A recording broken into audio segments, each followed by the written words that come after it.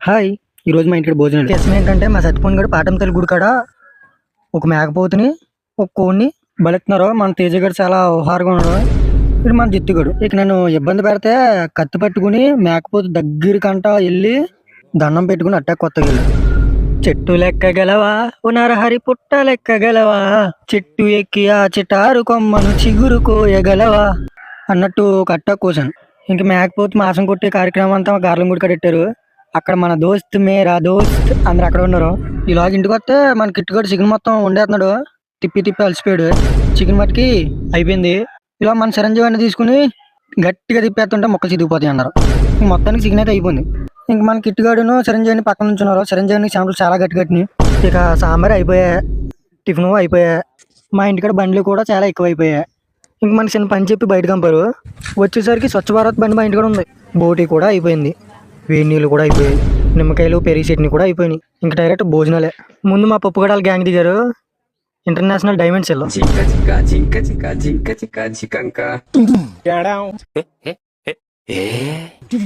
Silent killer Banu, Dhanraj, ఏ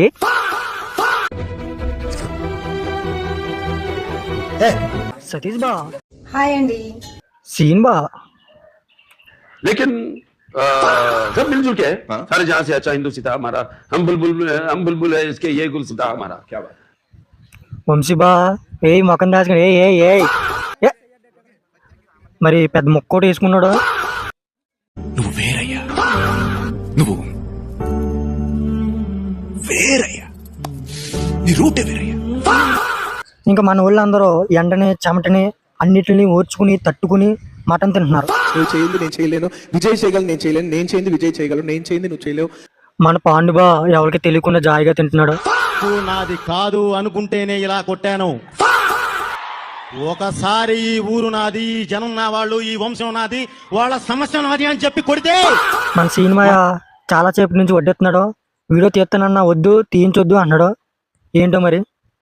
sir మీరు అదేంటి sir పగోడికి దండం పెడుతున్నారు? ఆయన పగవాడు కాదురా, మీలాంటి వాళ్ళకి అందని వాడు అర్థం కాదు. ఇంకా వచ్చేస్తుంటే మన సత్యపండు గారు మూలిగ మురుసు గురించి చాలా తగిన ఎతికెత్తున్నాడు, కానీ దొరుకుతలేదు.